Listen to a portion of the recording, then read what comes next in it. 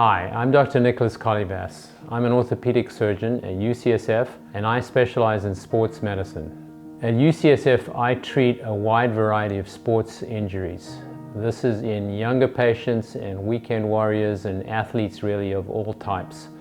We treat knees and shoulders predominantly, and many of these treatments are non-surgical.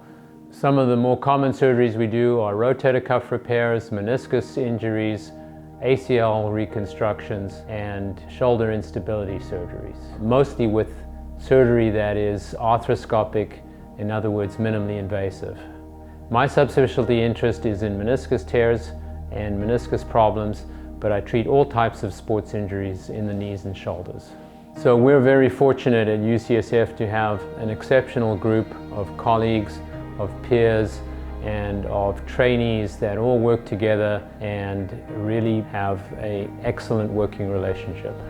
What I like about my job is being able to take someone who has a knee or shoulder injury that's getting in their way, not letting them play their sport or do their activity, and then working through that problem either with or without surgery to get them back to that activity.